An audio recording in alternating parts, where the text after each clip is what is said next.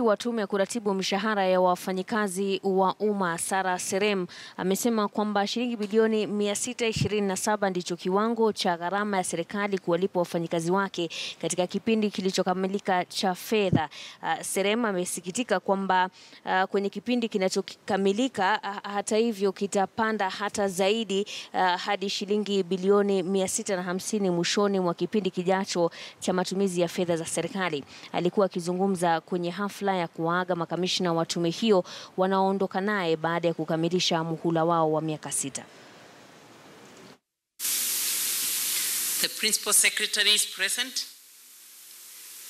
chairpersons and commissioners of constitutional commissions and holders of independent offices, my colleagues, distinguished ladies, guests, ladies and gentlemen.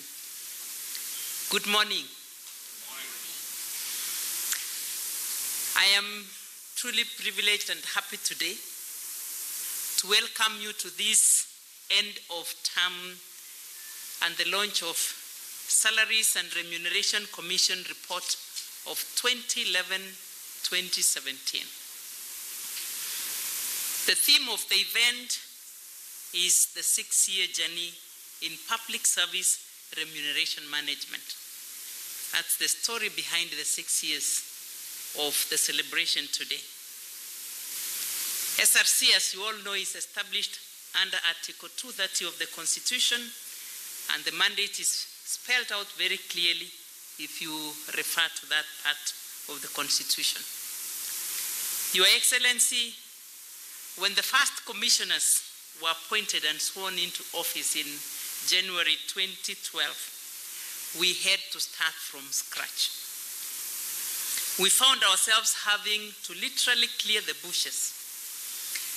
I can now look back and say the bushes were the foreboding that it required us to have steely hearts and strong determination. A new government was going to be elected into office in March 2013, and the new salary structure had to be in place with its policy guidelines. The public service, on the other hand, immediately placed high expectation on this new body of SRC. And this was expected to instantly, in almost a magic act, bring equity and fairness in remuneration. So it was in 5th January 2012, to be exact, that the SRC commissioners came together and held its first meeting, just a few days prior to our swearing in. Though just a preliminary meeting, it was absolutely important that we met to set the tone for the challenge ahead. The 13th floor of NHIF building was our home. This idea was first to get to know each other. We were all strangers, although we had probably met others in different forums. And secondly, to understand that very object of our mandate. We needed to understand and unravel the expansive mandate that was handed to the men and women charged with the responsibility of bringing order and sanity in the public service remuneration system. There was absolutely no luxury of time. We had all come from different backgrounds and organizations, and we were going to work together for a term of 6 years. We thought 6 years was a long time. Looking back, I must say it has been a roller coaster of a journey that required single-mindedness of purpose, sacrifice, hard work, and indeed teamwork. There were times, and I'm sure even my colleagues went through this, when one would ask himself or herself if it was really worth going through what we faced. I am glad we stood together, and driven by a sense of duty, we soldiered on. I salute these commissioners that you have seen this morning for working as a team despite the many challenges that we went through. It actually bonded us together. We came in as strangers, we are living as great friends. and resources of this nation. What we have achieved as a commission has been made possible by a critical role and support from a competent secretariat. We moved in, resourced a team, developed them, and this is the team that we have worked and walked together through the 6-journey time. This is a team of highly qualified professional staff who have beaten all odds to prepare well-researched and analyzed reports, because that was the angle under which we made our decisions. I therefore wish to thank this team for the good work, and I wish them every success in the years ahead of them. They have a great future for SRC, and I'm sure they will not disappoint the team that will be coming after us. Your Excellency, from the day SRC was established, we had a continuous stream of institutions coming in, wanting to know our precise role in their affairs. Our goal was to have them on board entirely by demonstrating to them that the system we were going to adapt was fair and extremely objective. It's understandable that the whole approach of remuneration management system was a change process that was bound to face some resistance, and resistance, we faced it.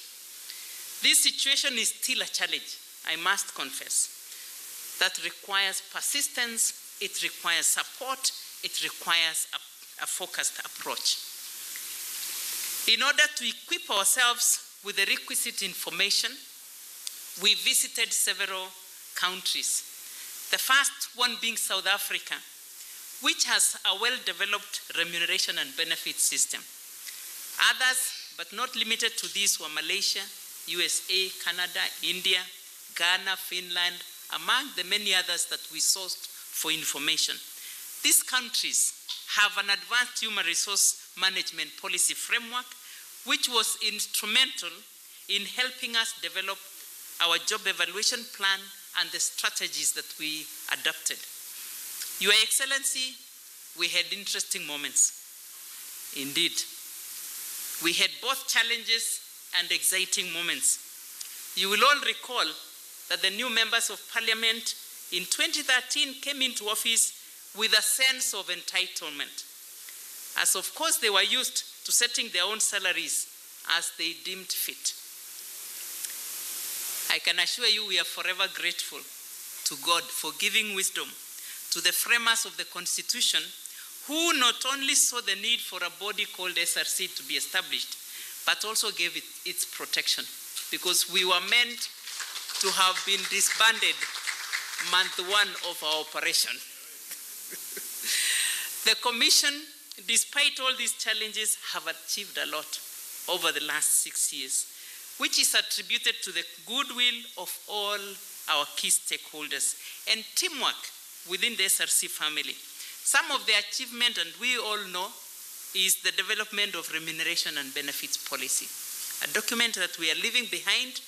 This is aimed to ensure that all public sector employees are fairly, equitably, and transparently compensated. We are hoping going forward that this will be given a legal framework for purpose of sustainability.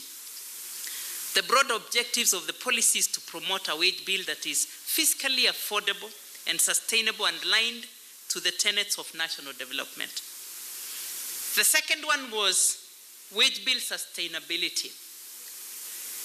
To address the question of unsustainable wage bill, SRC adopted several strategies. One of it was the temporary freeze on wage review. When we came in, the first instant thing that public sector expected was a wage increase. But we had to suspend that because we realized we were not going to start on a note of even making the situation worse. So we had a temporary freeze, and you all know we had to wait for a whole 4 years to do a review. We established and adopted a 4-year review cycle. That did not only help in the management of wage bill, but it also brought stability, because there used to be negotiations and aspect of collective bargaining agreement continuously throughout the years. So the 4 years bringing stability in the whole process.